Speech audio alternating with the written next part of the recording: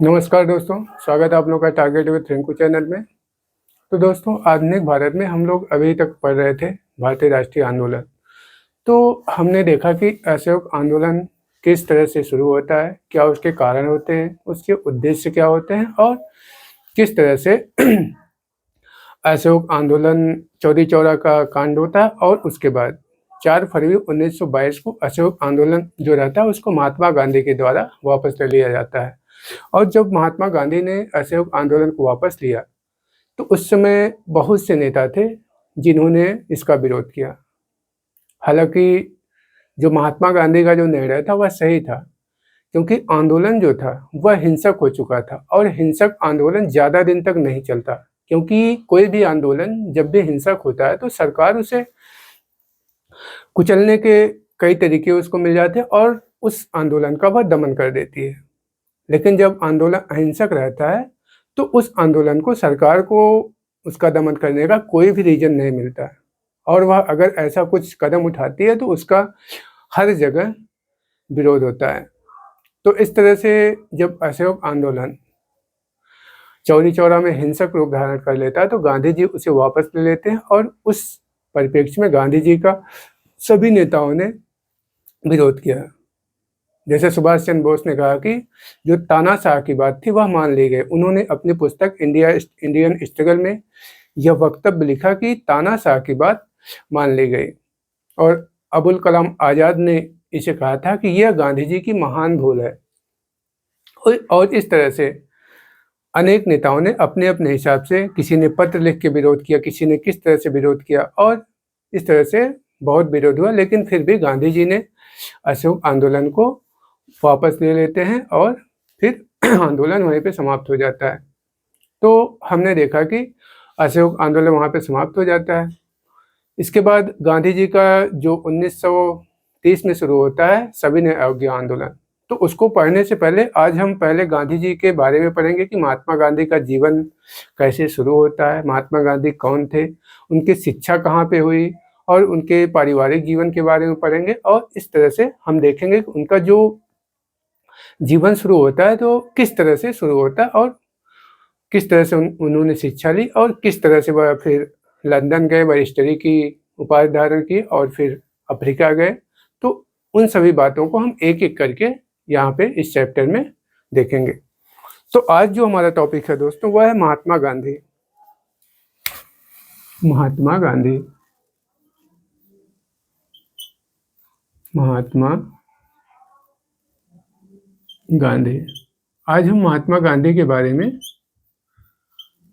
देखेंगे कि महात्मा गांधी कौन थे और किस तरह से इनका जीवन शुरू होता है। तो सबसे पहले इनके जीवन, शिक्षा और परिवार के बारे में देखेंगे। जो पहली चीज हम देखेंगे, इसे हम 2 भागों में पढ़ेंगे। पहली चीज जो देखेंगे इनके जीवन के बारे में, इनकी शिक्षा कैसे हुई, और इनका परिवार कैसा था, कौन कौन इनके परिवार में थे। और जो दूसरी बात हम देखेंगे तो इनकी यात्रा के बारे में, इन्होंने दक्षिण अफ्रीका की यात्रा कब की। पहली जो चीज देखेंगे, दक्षिण अफ्रीका की यात्रा।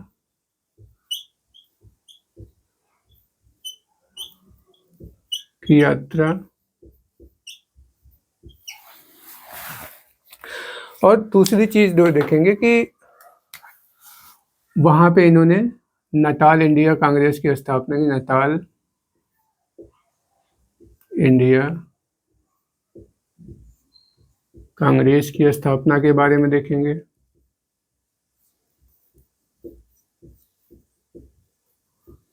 स्थापना, और यह कब होती है, 1894 में। ये एग्जाम में पूछता है कि गांधी जी ने नटाल इंडिया कांग्रेस की स्थापना किस वर्ष में की थी। और अगली जो चीज देखेंगे वह फिनिक्स आश्रम की स्थापना। फिनिक्स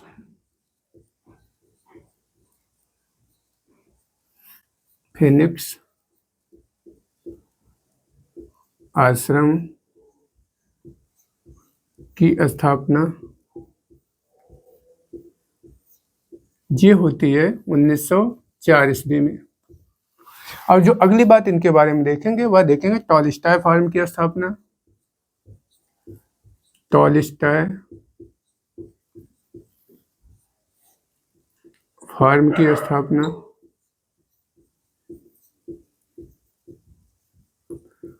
और इसकी स्थापना कब होती है दोस्तों? 1910 ईस्वी में। ये जितनी भी चीजें हम आपको नोट कराएं सब एग्जाम में पूछी गई कि फिनिक्स फार्म की स्थापना, फिनिक्स आश्रम की स्थापना गांधी जी ने कब किया था?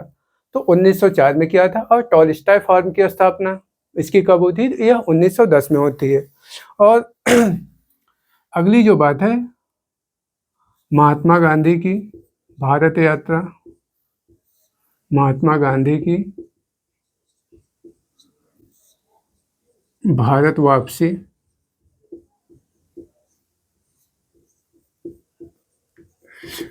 ये कब होती है दोस्तों? ये होती है 1915 ईस्वी में। 1915 में। और साबरमती आश्रम की स्थापना कब होती है?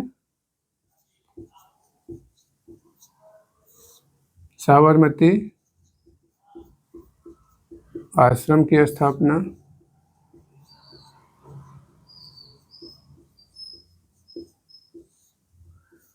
1915 से 1917 के बीच।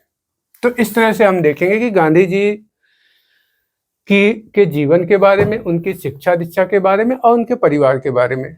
और जो दूसरी बात हम देखेंगे गांधी जी ने दक्षिण अफ्रीका की यात्रा कब की और वहाँ पे जो नटाल इंडिया कांग्रेस की स्थापना करते हैं वह कब करते हैं और उसका क्या उद्देश्य रहता है। और जो दूसरी बात देखेंगे फिनिक्स आश्रम की स्थापना कब करते हैं? 1904 में। टॉलस्टॉय फार्म की स्थापना 1910 में। महात्मा गांधी की भारत वापसी कब होती है? तो होती है जनवरी 1915 ईस्वी में। और यहाँ पे आकर फिर साबरमती जो आश्रम होता है उसकी स्थापना कब करते हैं? तो 1915 से 17 के बीच में। तो इस तरह से इतनी चीज़ों के बारे में हम पढ़ेंगे। तो देखा जाए तो जो गांधी जी का जीवन था अगर इनके परिवार के बारे में हम जानना चाहें तो जो इनके दादाजी थे अर्थात गांधी जी के पिताजी के पिता, उनका नाम उत्तम चंद गांधी था और वह पोरबंदर के जो राजा थे उनके यहाँ दीवान थे। तो आप यहाँ पे लिख सकते हैं कि इनके परिवार के बारे में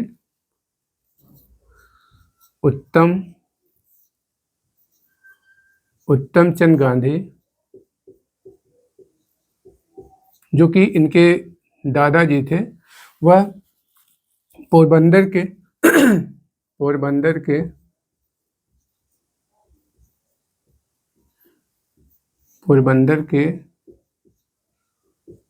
राजा के यहाँ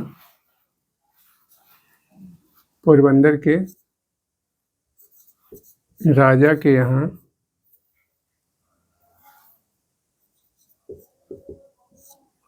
दीवान थे।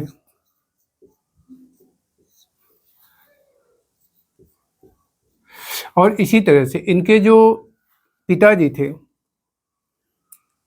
मोहनदास करमचंद गांधी, इनके जो पिताजी थे करमचंद गांधी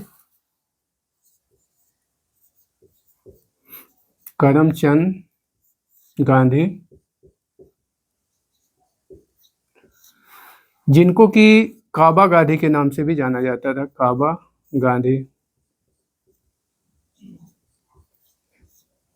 और ये भी जो पोरबंदर के राजा थे उनके यहाँ ये भी दीवान के पद पे थे। इनके बाद अपने पिताजी के बाद फिर करमचंद गांधी जो रहते हैं ये भी जो पोरबंदर के राजा रहते हैं उनके यहाँ ये दीवान के पद पर कार्यरत रहते हैं। तो इनके बारे में भी आप लिख सकते हैं कि पोरबंदर के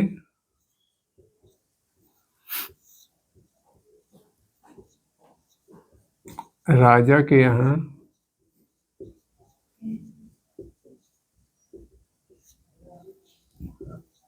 दीवान के पद पर पद पर थे। और ये जो करमचंद गांधी रहते हैं, इनकी 4 शादियां होती हैं, इनकी 4 शादियां होती हैं। जो करमचंद गांधी रहते हैं, इनकी 4 शादियां होती हैं। तो जो चौथी पत्नी रहती है पुतली बाई, जो इनकी चौथी पत्नी रहती हैं, चौथी जो पत्नी रहती है पुतली बाई, पुतली बाई, तो इनके पुत्र रहते हैं गांधी जी। तो पुतली बाई के जो पुत्र रहते हैं वह महात्मा गांधी रहते हैं। महात्मा गांधी, जिनका कि नाम होता है मोहनदास, मोहनदास करमचंद गांधी। तो ये जो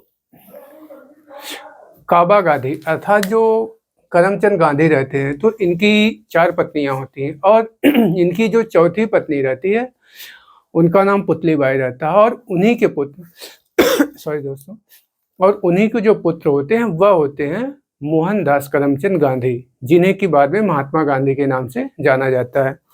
तो इस तरह से देखा जाए तो इनका जो जन्म होता है, गांधी जी का अगर जन्म देखें तो गांधी जी का अगर हम जन्म देखेंगे दोस्तों, तो इनका गांधी जी का जन्म गांधी जी का जन्म 2 अक्टूबर 1869 को होता है, 1869 को होता है। और इनकी जो प्राथमिक शिक्षा होती है,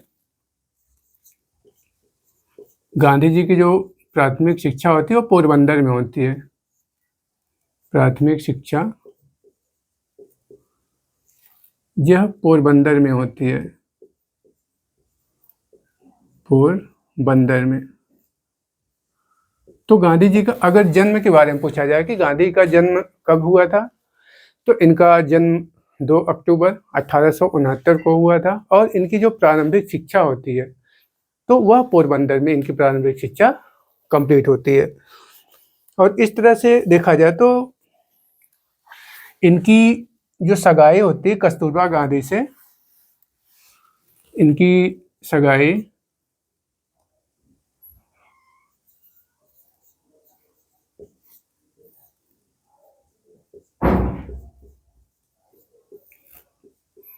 कस्तूरबा गांधी से होती है, जो कि इनसे 6 माह बड़ी रहती हैं, कस्तूरबा गांधी से।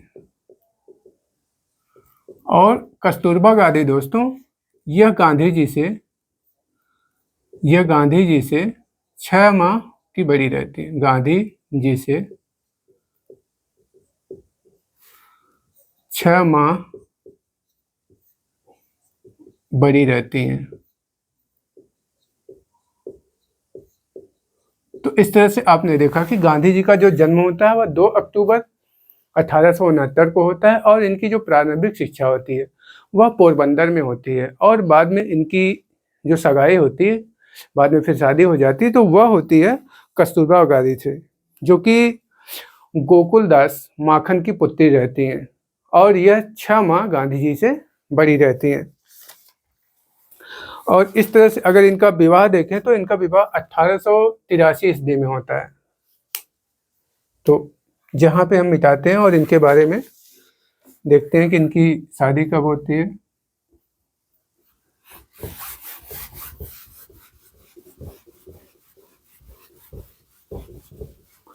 एक सेकंड।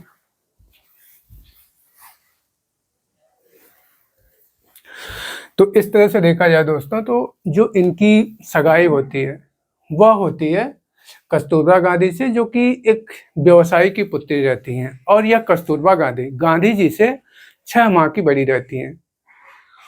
तो इनकी सगाई हो जाती है और इनकी शादी जो होती है वह होती है 1883 ईस्वी में 1883 ईस्वी में गांधी जी का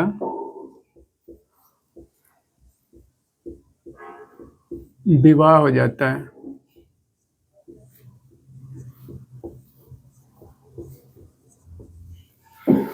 और इनके विवाह के बाद इनके पिताजी की मृत्यु हो जाती है।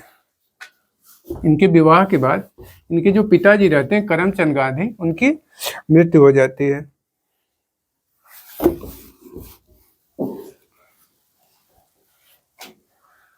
तो 1885 में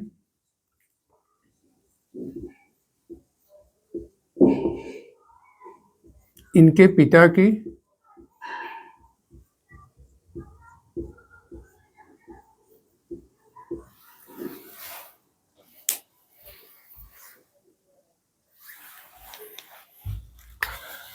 1885 में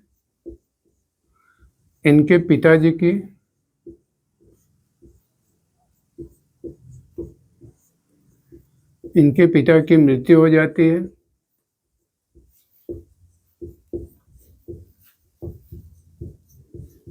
जाती है। और इसके बाद 1887 में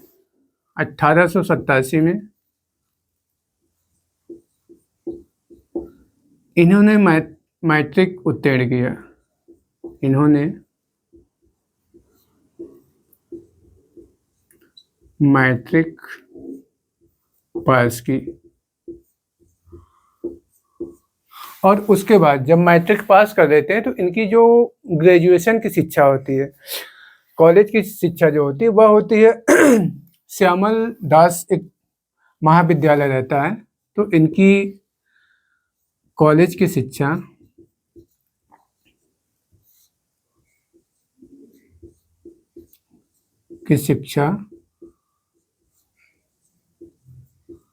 श्यामल दास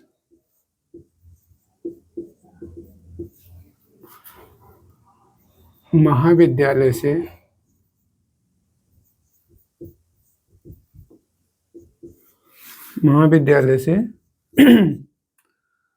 पूरी होती है।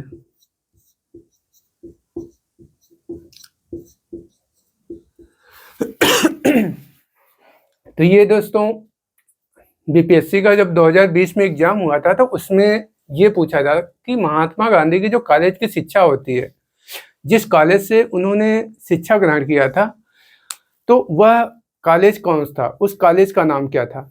तो वह कॉलेज था श्यामल दास महाविद्यालय। तो श्यामल दास महाविद्यालय से इनकी कॉलेज की शिक्षा पूर्ण होती है। और उसके बाद यह विदेश चले जाते हैं और वहाँ से यह बैरिस्टरी की परीक्षा पास करते हैं। तो इनकी अगर विदेश यात्रा के बारे में बात करें,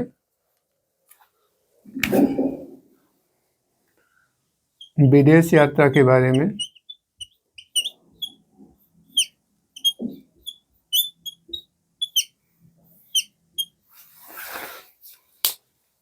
तो 4 सितंबर 1888 को यह ब्रिटेन चले जाते हैं। 4 सितंबर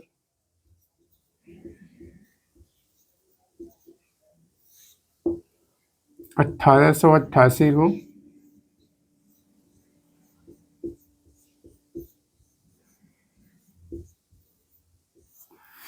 ब्रिटेन जाते हैं।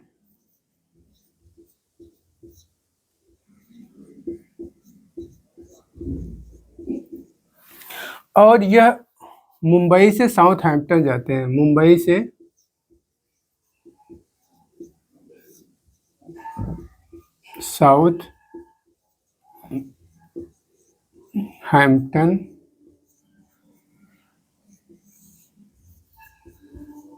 साउथहैम्पटन जाते हैं और वहाँ से आप बैरिस्टरी की परीक्षा पास करते हैं, अर्थात बैरिस्टरी की वहाँ से डिग्री प्राप्त करते हैं। और कौन सा कॉलेज रहता है? तो एक सेकंड, इसको मिटाते हैं, उसके बाद फिर बताते हैं कि गांधी जी जब साउथहैम्पटन जाते हैं तो वहाँ पे इनर टेम्पल कॉलेज रहता है, वहाँ से यह बैरिस्टरी की परीक्षा 1891 ईस्वी में पास करते हैं।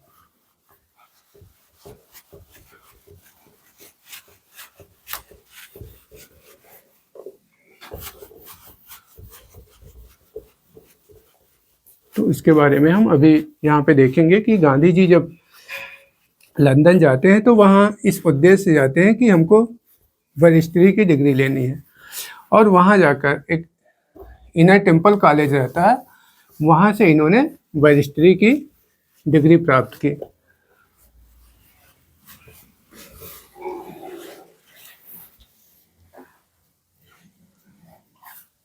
तो मुंबई से साउथहैम्पटन जाते हैं और उसके बाद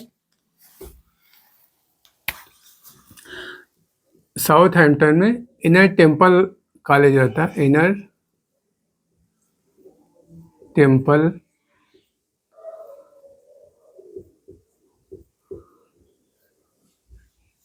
वहाँ पे एक इनर टेम्पल कॉलेज रहता है और इनर टेम्पल महाविद्यालय रहता है। इनर टेम्पल महाविद्यालय से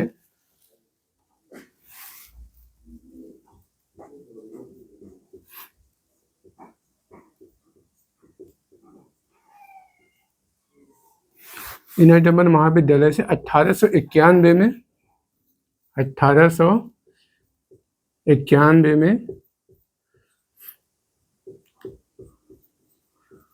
बैरिस्टरी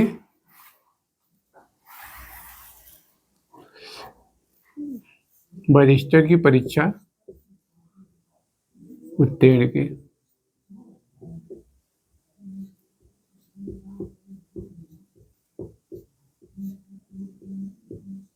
तो इस तरह से आपने देखा कि गांधी जी जो उनकी आगे की शिक्षा होती है उसको प्राप्त करने के लिए, क्योंकि वह एक संपन्न परिवार से रहते हैं और लंदन जाकर वह शिक्षा लेने के काबिल रहते हैं, तो इस तरह से बैरिस्टरी की डिग्री लेने के लिए वह साउथहैम्पटन चले जाते हैं और वहाँ पे एक इनर टेम्पल महाविद्यालय रहता है, तो वहाँ से 1891 ईस्वी में बैरिस्टर की परीक्षा उत्तीर्ण करते हैं। और उसी समय 1890 में वह एक शाकाहारी क्लब के सदस्य बन जाते हैं। 1890 में शाकाहारी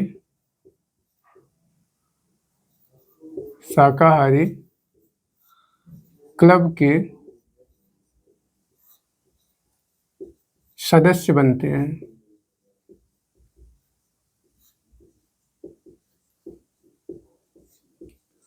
1890 में शाकाहारी क्लब के सदस्य बनते हैं तथा उन्होंने जो वेजिटेरियन नामक पत्रिका में कई लेख लिखे तथा वेजिटेरियन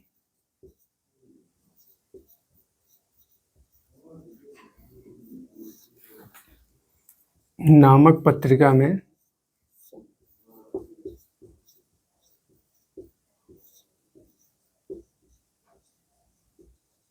कई लेख लिखे, क्योंकि जब उन्होंने वेजिटेरियन क्लब को ज्वाइन किया तो फिर वहाँ पे एक पत्रिका छपती थी, वेजिटेरियन पत्रिका, तो उस पत्रिका में इन्होंने अपने कई लेख लिखे और फिर 1891 में वह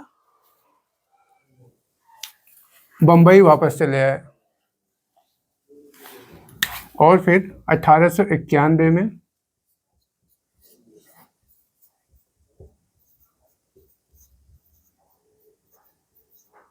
भारत वापस आ गए।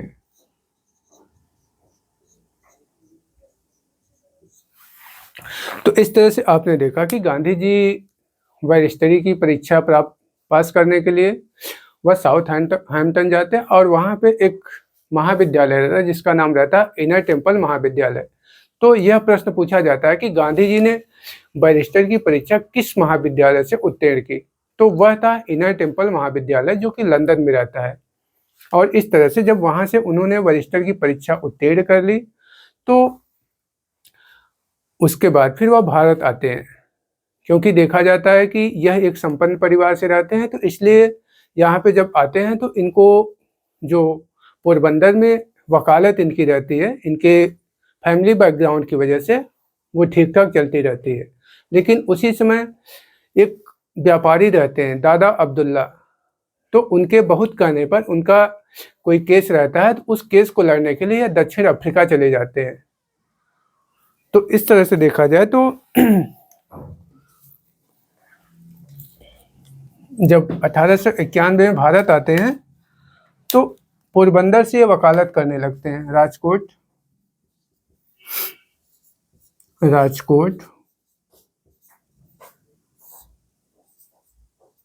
बंबई से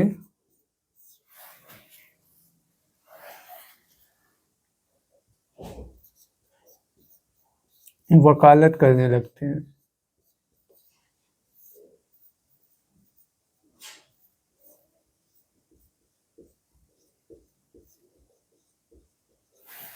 राजकोट बंबई से वकालत करने लगते हैं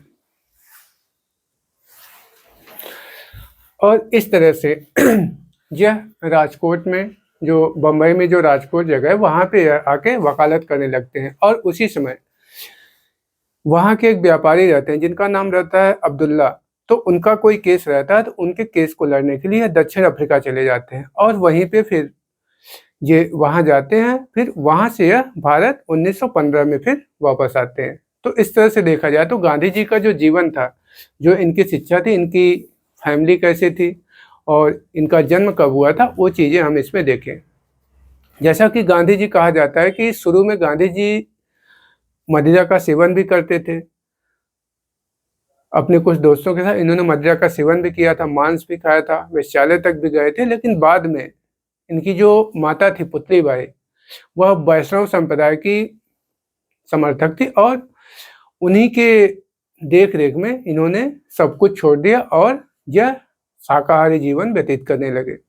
तो इस तरह से देखा जाए तो गांधी जी के बारे में, तो गांधी जी का जन्म कब होता है, इनकी शादी किससे होती है और इनकी जो शिक्षा होती है, प्रारंभिक शिक्षा कहाँ होती है और इन्होंने भारत में किस महाविद्यालय से इन्होंने शिक्षा प्राप्त की, तो वो हमने बताया कि इनकी जो कॉलेज की शिक्षा होती है श्यामल दास महाविद्यालय से पूरी होती है। और उसके बाद बैरिस्टर की परीक्षा पास करने के लिए यह लंदन चले जाते हैं और लंदन में साउथहैम्पटन एक जगह रहती है, तो वहाँ पे एक इनर टेम्पल महाविद्यालय रहता है, तो वहाँ से यह बैरिस्टर की परीक्षा उत्तीर्ण करते हैं।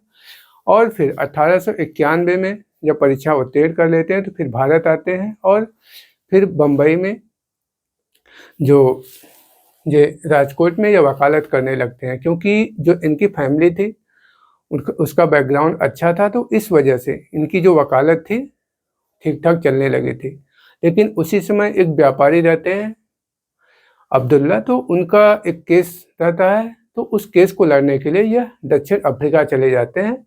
और फिर दक्षिण अफ्रीका में जब जाते हैं तो फिर वहाँ पे इन्होंने कई चीज़ें की, वहीं पे टालस्टॉय फार्म की स्थापना की, फिनिश फार्म की स्थापना करते हैं, तो फिर वहाँ पे यह कुछ दिन रुक जाते हैं। तो इन सब चीज़ों के बारे में हम कल अगले लेक्चर में हम डिस्कस करेंगे। तो ठीक है दोस्तों, आज यहीं तक रखते हैं, फिर नेक्स्ट लेक्चर में गांधी जी के बारे में हम और चीज़ें डिस्कस करेंगे। तब तक के लिए धन्यवाद दोस्तों।